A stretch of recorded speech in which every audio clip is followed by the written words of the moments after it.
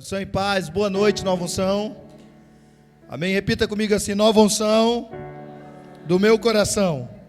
Aqui eu me sinto muito bem. Amém? Vamos aplaudir o Espírito Santo.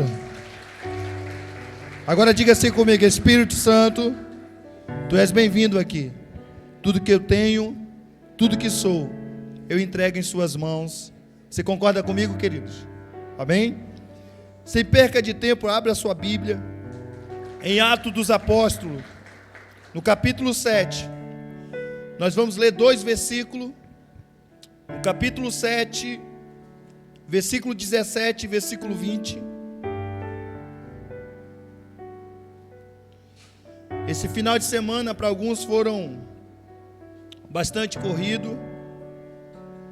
Irmão, clínica da alma não é para qualquer um. Tem hora que a gente pensa assim que não vai acabar mais. Mas eu falo para vocês, irmãos, é um divisor de água realmente para nós, para o nosso ministério, para a nossa vida. Nós precisamos muito mesmo. Tá bom? Capítulo 7, versículo 17 e 20 de Atos dos Apóstolos. Então a minha tradução é NVI. Quero reforçar o nosso agradecimento. Eu vi aqui que a pastora falou a respeito de algumas pessoas que estão aqui pela primeira vez. Sejam bem-vindos. Todos vocês sejam bem-vindos. Em nome de Jesus. Nós temos sempre declarado: não somos uma igreja para se frequentar, somos uma família para pertencer. Tá bom? Aqui está dando eco aqui em cima. Tá, Gênesis? Aqui está dando eco. Amém, queridos? Quem encontrou aí? Glória a Deus, vamos ler. Diz assim: ao se aproximar o tempo em que Deus cumpriria a sua promessa, Abraão aumentou muito o número do nosso povo no Egito. Então,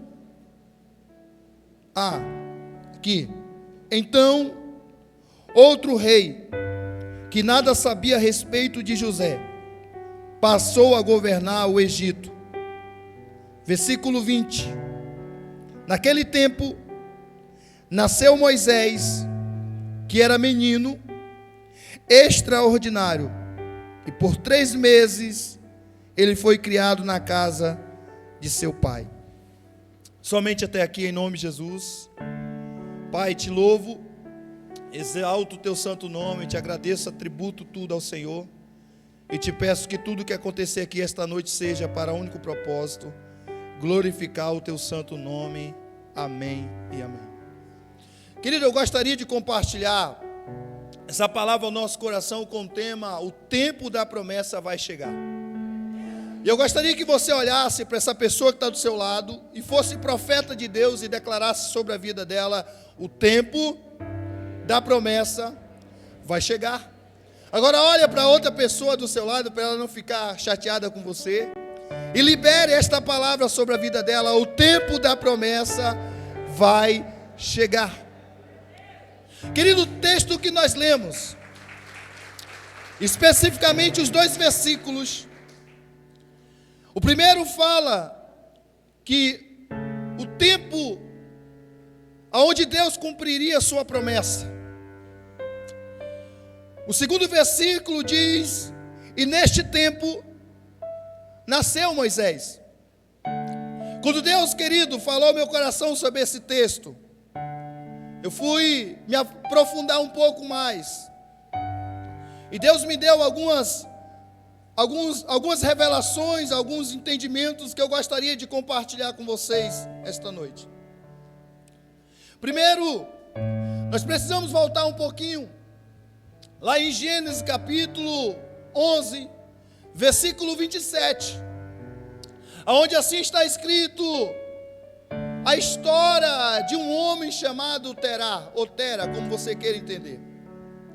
A Bíblia vai dizer que ele tinha 3 filhos. Quantos filhos? 3. Abrão, Naor e Arã. A Bíblia então agora começa a narrativa dizendo que Arã ele morre. E quando ele morre,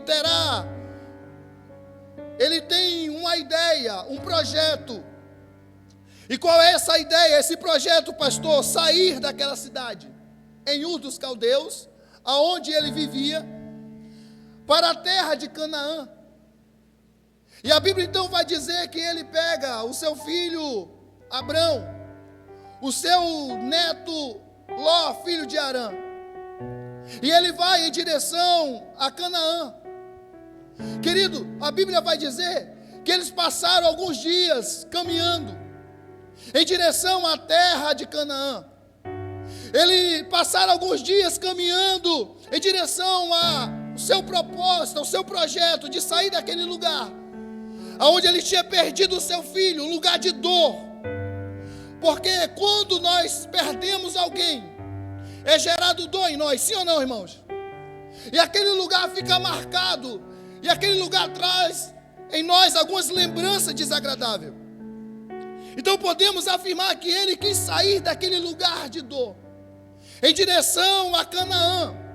E alguns historiadores, querido, dizem que ele caminhou aproximadamente 960 quilômetros. Irmãos, imagina alguém caminhar 960 quilômetros, queridos. Não é fácil. Já estava ali próximo. Alguns historiadores falam que da onde eles pararam e estabeleceram, e daqui a pouco a gente vai ver, faltava apenas 640 quilômetros. Então olha para o teu irmão e diga assim: ele já tinha caminhado muito mais daquilo que faltava para ele chegar ao propósito dele. Sabe, querido, eu aprendo algo aqui. Muitas das vezes nós temos propósito, nós temos projetos, nós queremos sair do lugar que está gerando dor em nós, tristeza em nós, e nós então começamos a caminhar, mas com o passar do tempo nós não conseguimos enxergar o nosso projeto, o nosso propósito, nós não conseguimos enxergar aquilo que nós almejamos, e a tendência de nós cada vez mais é pararmos. E às vezes, querido, nós estamos muito próximo, muito perto, mas nós não conseguimos enxergar, e por isso nós paramos. Olha para o teu irmão e diga: ei, talvez você está bem perto do projeto, talvez você está bem próximo daquilo que Deus te prometeu. Então eu quero te dar, querido, com todo amor e carinho, em nome de Jesus, um conselho: você não pode parar mais. Você não pode parar mais. Chega, querido, de a gente estar caminhando em direção às promessas, a um propósito, e com o passar do tempo a gente não conseguir enxergar, a gente parar. Quantas pessoas hoje era para estar vivendo o sobrenatural de Deus, algo poderoso, mas não está vivendo porque parou. Não está vivendo porque desistiu. Não está vivendo porque achava que não ia acontecer.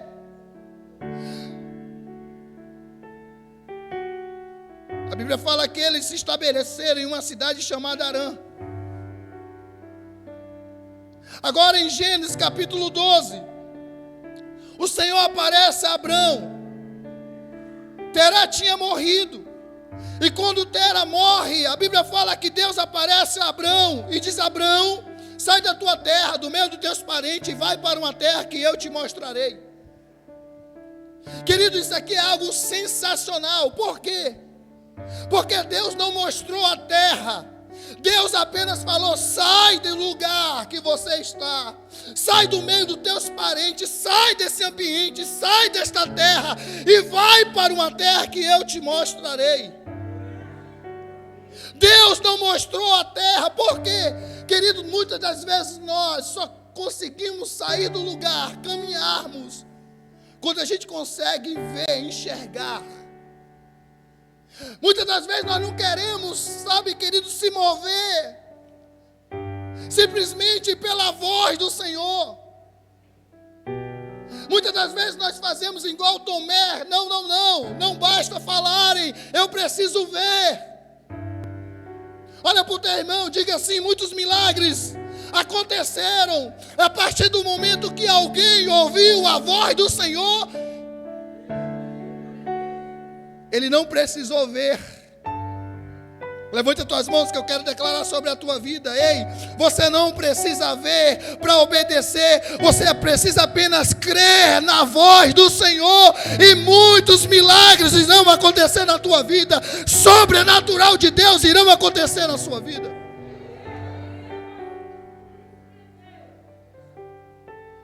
Deus não mostra a terra, apenas diz: sai desta terra do meio dos teus parentes e vai para uma terra que eu te mostrarei. Depois que Deus falou para ele sair da terra, do meio dos parentes, e ir para uma terra que Deus o mostraria, Deus agora começa a fazer promessas sobre a vida dele. Sabe uma coisa que eu aprendo? É que muitas das vezes, querido, nós não vamos viver as promessas de Deus, não porque Deus não prometeu, não porque Deus, querido, não deseja cumprir sobre as nossas vidas. Deus deseja cumprir promessas sobre a sua vida, sim ou não, igreja? Deus tem promessas sobre você, sim ou não, igreja? Você tem promessas de Deus, sim ou não? Claro que temos, irmãos. Mas muitos de nós não vamos viver, porque nós não queremos sair do lugar que Deus falou para nós sairmos. Queridos, é impossível nós termos um encontro com o Senhor e permanecermos na mesma vida que nós vivíamos. Hoje eu estou vendo pessoas que estão parando, que estão desistindo. Pessoas que já eram para estar vivendo muito mais de Deus. Pessoas que Deus até começou a abrir portas. Pessoas que até que Deus começou a fazer milagre, mas não está vigiando, está, sabe, sendo paralisado, está recuando, está voltando para trás e não está entendendo que ele precisa, eu vou dizer de novo, ele precisa sair desse lugar que tem o paralisado. Querido, tem ambiente, tem relacionamento que pode te fazer sair do projeto e do propósito de Deus.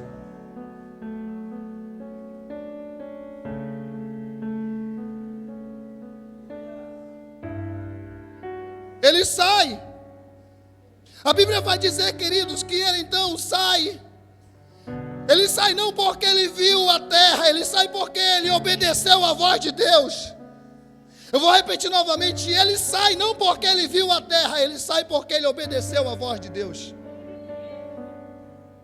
Olha para o teu irmão e diga assim: a voz de Deus é suficiente. Não, eu vou repetir novamente, a voz de Deus é suficiente. Mesmo que eu não veja, eu creio que vai acontecer, porque a voz de Deus é poderosa, é absoluta.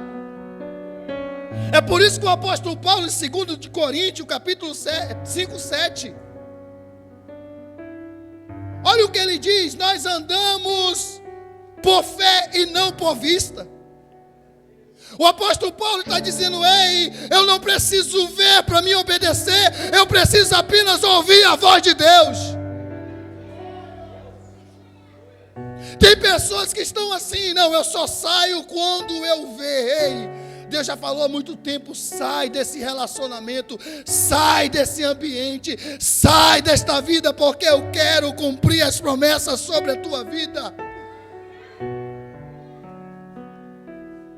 Ele sai. A Bíblia vai dizer que ele levanta, querido, um altar. Começa agora a história de Abrão com Deus. A história de Abrão começa com Deus. Eu faço uma pergunta para você: enquanto você não ouvir a voz de Deus, você vai ter relacionamento com Deus? Claro que não, irmão. Enquanto você não ouvir a voz de Deus, você não vai ter relacionamento com Deus. E eu falo ainda mais, chega, querido, este é o tempo de você parar de ouvir a voz de Deus através da boca de alguém. Você precisa ter relacionamento com o próprio Deus, para você ouvir dele aquilo que ele deseja para você.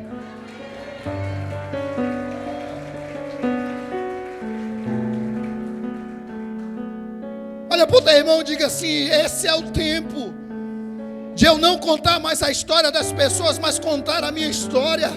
Eu preciso desenvolver um relacionamento com Deus. Eu não posso mais viver, irmãos. É por isso que tem pessoas assim: ora por mim, ora por mim, ora por mim. E Deus esta noite está dizendo: ei, chegou o tempo de você orar por você, de você se relacionar com Deus, de você ter intimidade com Deus, porque Deus quer falar com você, irmão.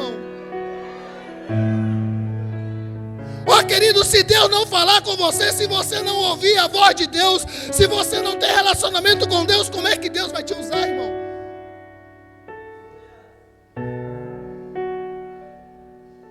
Ainda bem que já deram uma parada, eu acho que porque agora eu estou com muito cabelo branco. Mas quando a gente começou a igreja, muitas mães, muitos pais chegavam para mim e falavam assim: Leandro, irmão Leandro, vai lá em casa, vê se tu consegue levar o meu filho para a igreja. Vai lá, Leandro, chama o meu filho para a igreja. Algumas mães chegavam e diziam assim para mim: olha, eu tenho falado para o meu filho, eu oro para que o meu filho seja igual a você, Leandro. Você é um jovem exemplo. Só que, querido, elas queriam que eu fosse na casa, convidasse os filhos, mas elas não queriam ir para a igreja. A maioria das pessoas, elas não querem desenvolver um relacionamento com Deus, porque ela sabe que para ter um relacionamento com Deus precisa ter renúncia. E nós não queremos renunciar. É mais fácil ir atrás do Fábio, é mais fácil ir atrás do fulano, é mais fácil ir atrás do ciclano para vir resolver aquilo que eu posso resolver a partir do momento que eu decidi ouvir a voz de Deus.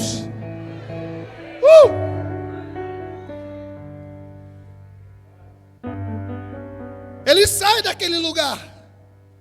A Bíblia vai dizer que houve fome naquele lugar. Olha para o teu irmão e diga: fome. Ele vai para o Egito, volta. E uma das promessas que Deus fez para ele é que ele seria pai de multidões. Mas Deus também falou para ele lá em Gênesis 15:13, que a sua descendência viveria escravo por 400 anos. Mas após os 400 anos, o Senhor o levaria para uma terra que manava leite e mel. O que é que Deus falou? Olha, Abraão, eu vou mudar o teu nome. Tu não será mais Abraão, pai cevado, mas Abraão, pai de multidões. Através da tua vida, povos se levantarão e serão abençoados. Mas eu vou levar a tua descendência para uma nação estranha, e lá ela vai viver por 400 anos escrava. Mas o que Deus fala para ele: mas eu castigarei a nação a qual eles vão ser escravos, e eles vão sair de lá ricos. Irmão, quando você para analisar por que Deus endureceu o coração de Faraó, a primeira vez que a gente lê, a gente fica pensando: poxa, por que Deus endureceria o coração? Porque cada vez que Deus, fazia com que o coração de Faraó ficasse endurecido, Faraó ficava revoltado e oprimia mais a nação ou o povo de Israel. Mas cada vez ali, queridos, que Deus humilhava aqueles, entre aspas, deuses do Egito, Deus estava castigando eles.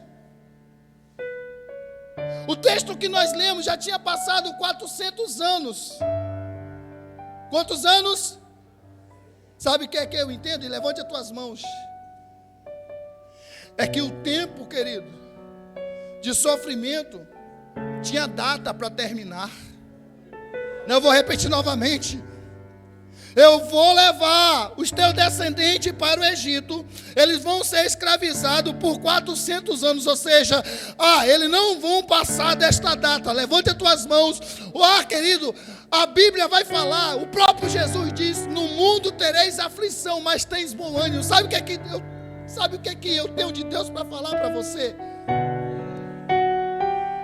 É que num processo para nós vivermos a promessa de Deus, nós vamos passar por momentos difíceis, nós vamos passar por luta, nós vamos passar por peleja, nós vamos passar por gigante, nós vamos passar, querido, por momentos difíceis, mas há uma palavra de Deus, há um tempo determinado que esta luta vai ter que passar.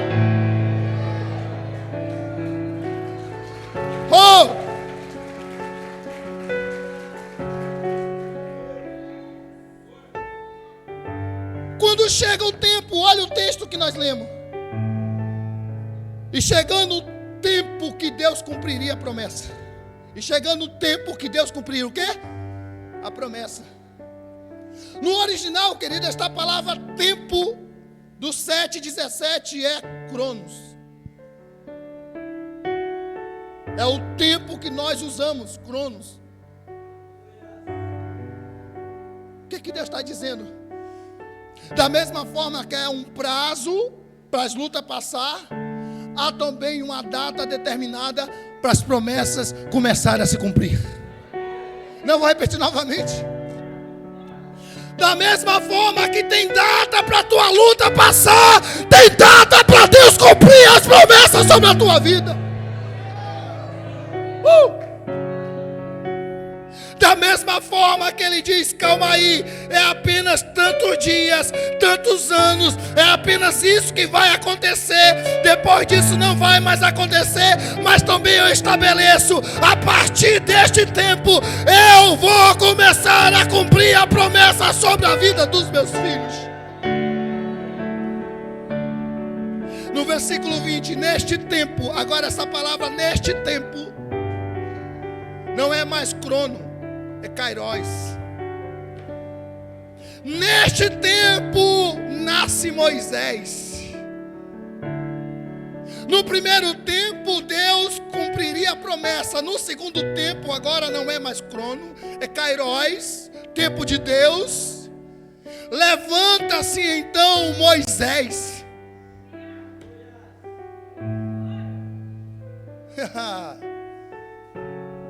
Levanta então, quem, queridos? Moisés. Agora vamos aqui imaginar. No tempo de Deus. Diga: no tempo de Deus. Não, mais uma vez, diga assim: no tempo de Deus. Levanta-se Moisés. Irmãos, agora vamos aqui. Eu queria que você prestasse bem atenção aqui.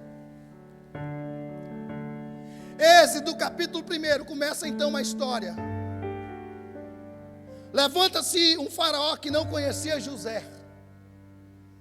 Ele percebe que o povo judeu, na época não era judeu, era hebreu, era muito grande. Então ele temeu que aquele povo se juntasse com outras nações e viesse contra ele. Então ele começou a castigar, a fazer com que eles trabalhassem ainda mais.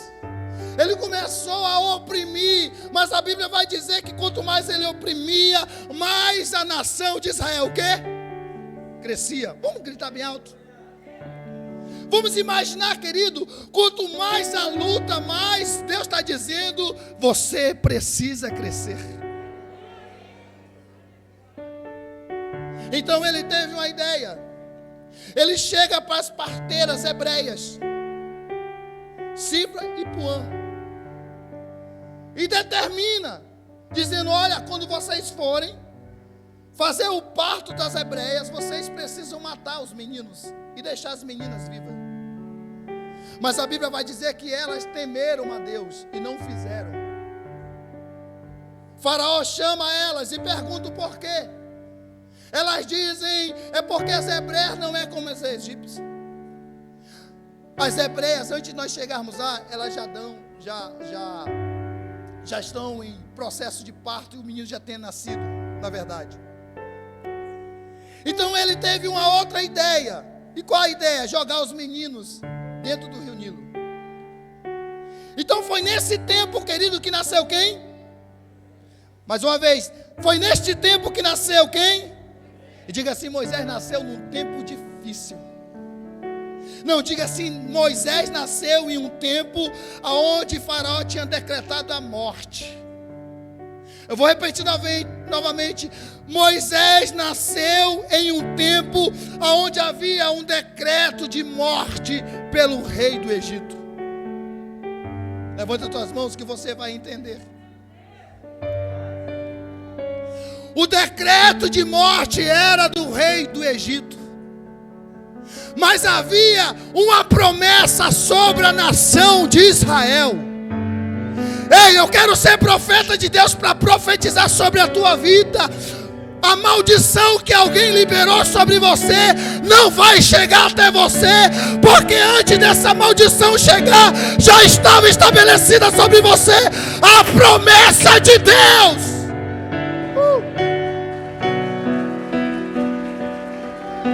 A promessa de Deus já tinha chegado em você. A promessa de Deus já tinha sido liberada sobre você. E esta promessa que Deus liberou foi bem antes de você estar no ventre da tua mãe. Porque diz Jeremias que Deus te conhece bem antes e te escolheu como profeta para essas nações. Aleluia. Diga: no tempo difícil. Não, mais uma vez, diga assim: o tempo era difícil. Havia um decreto de morte. Mas foi neste tempo que nasceu Moisés. Olha para o teu irmão e diga assim: a promessa, ela não se cumpre em tempos fáceis ou tempo difícil. A promessa se cumpre no tempo que Deus determinou. A promessa de Deus se cumpre no tempo que Deus determinou. E não importa se está difícil ou fácil. O que importa é que quando Deus fala, Ele cumpre. Então olha para o teu irmão e diga: ei, quando o tempo está difícil, não fique desanimado. Porque tempo difícil para Deus não existe. Não, repete para ele, diga assim: tempo difícil para Deus não existe. Ele é dono do tempo, Ele é dono de tudo. É por isso que o salmista, quando estava passando por um tempo difícil, ele declarou: eleva os meus olhos para o monte, de onde vem o meu socorro. Ei, aquele que é o teu socorro, Ele é poderoso. Dá uma cutucada no teu irmão e diga: ei, o teu socorro é poderoso. Não tem tempo difícil para Ele, não tem crise para Ele, não tem decreto de morte para Ele. Ele tem todo o poder. Ele venceu a morte. Ele venceu a morte, meu irmão.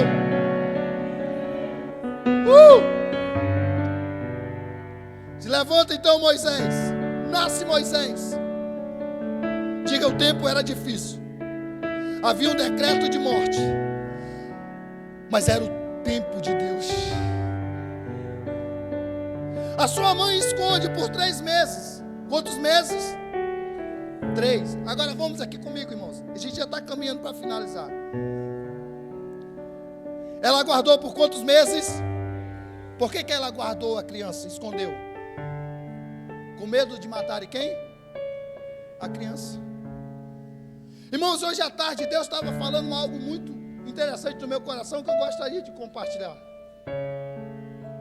Por que aquela mãe guardou a criança? E a Bíblia vai dizer que ela guardou até a idade que ela podia. A Bíblia vai dizer: não podendo mais.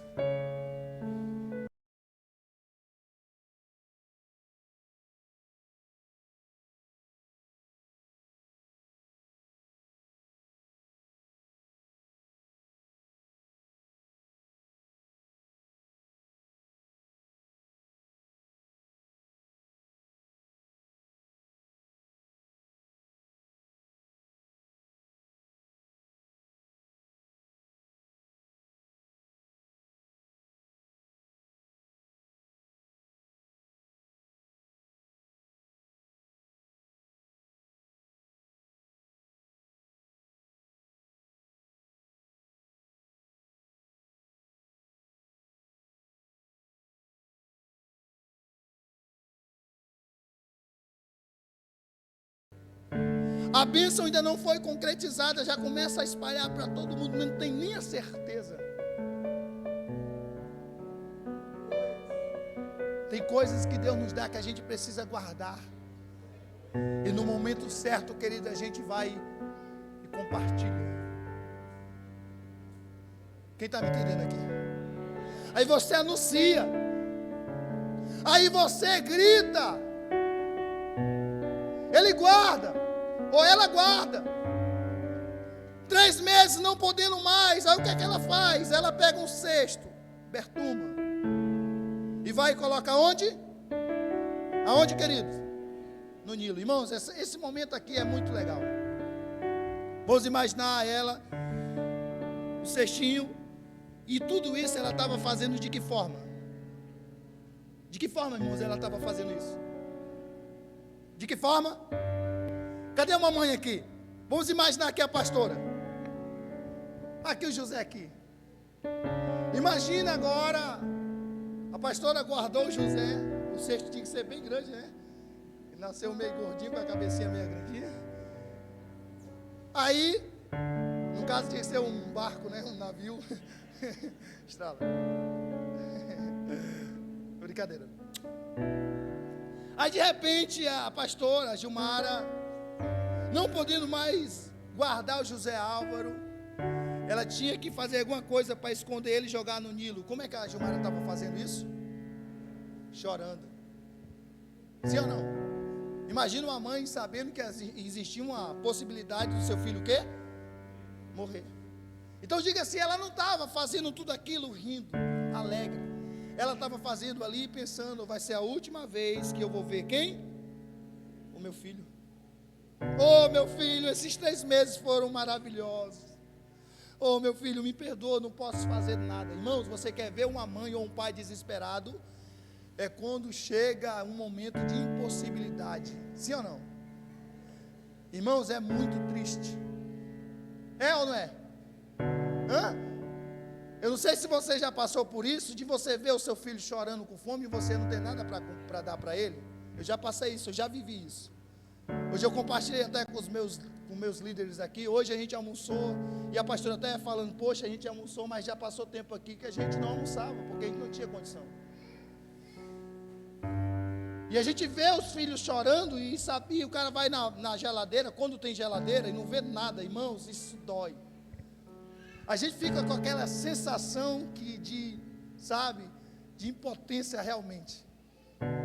E se o cara não tiver muito cuidado, a gente vai à loucura e comete algo grave. Então ela chorando, desesperada ali, pensando, vai ser a última vez que eu vou ver o meu filho. E vai e coloca o seu filho no rio. Mas a Bíblia vai dizer que a irmã de Moisés vai e fica só olhando, pastorando. E a mãe vai para onde? Para casa. E ela vai para casa fazer o quê, querido? Ela vai para casa fazer o quê? Não, mais uma vez, ela vai para casa fazer o quê, nova unção? Chorar. Só que enquanto ela estava chorando, vamos imaginar que o menino estava descendo no rio. E a sua irmã olhando, observando. Alguns historiadores, eu não acredito muito nisso, dizem que foram 3 dias. E a irmã de Moisés foi vigiando. Quantos dias? Até que a filha de Faraó viu. Pega o menino. Então a irmã dele chega até a filha de Faraó, a princesa, e diz, você quer que eu vá lá e pegue uma mãe, né? Ou uma mulher para dar amamentar? Legal, vai lá. Então se ela foi 3 dias, ela passou quantos dias para voltar para casa? Será? Será que ela voltou depois de 3 dias? Alegre, correndo, para dar notícia para a mãe, dizendo que o filho não tinha o quê? O irmãozinho dela, o filho da mãe não tinha o quê? Morrido. Levanta as tuas mãos, eu tenho algo de Deus aqui. Enquanto ela estava chorando, achando que ela nunca mais ia ver o seu filho, achando que o seu filho iria morrer. Vamos aqui, querido, imaginar, achando que a promessa iria morrer, achando que a promessa nunca mais voltaria para as mãos dela.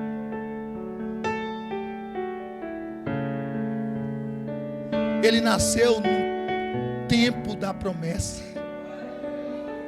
Irmãos, ele nasceu no tempo de Deus.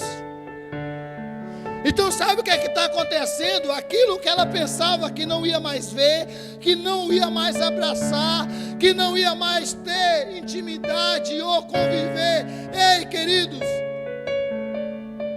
quando ela pensa que não, alguém grita: mãe, mãe!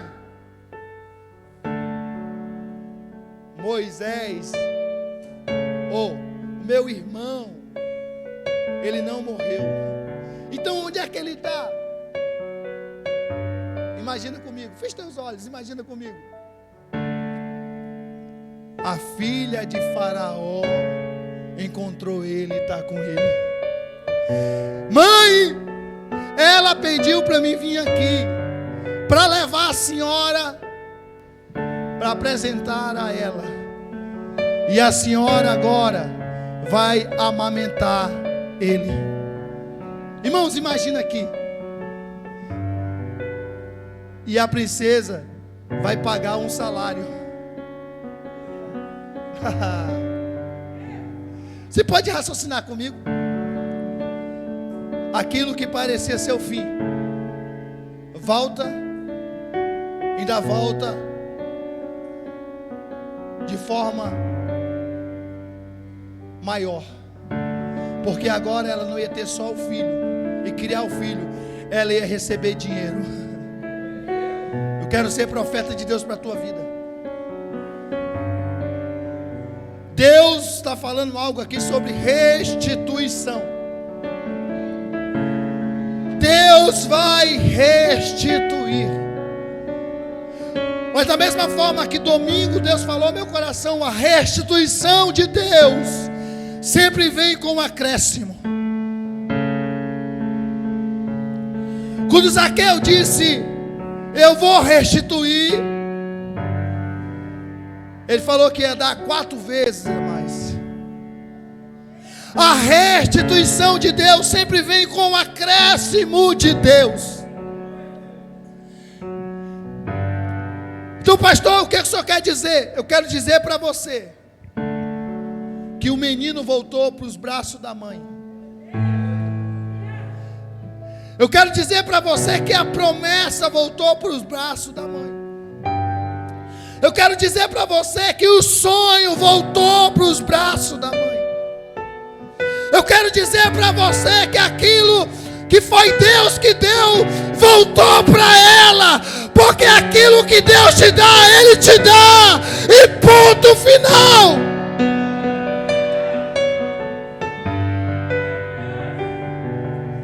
A tua história não acabou com Deus. Aquilo que Deus te prometeu não vai acabar, não vai morrer. Você pode se colocar de pé? Ei. Os planos que foram embora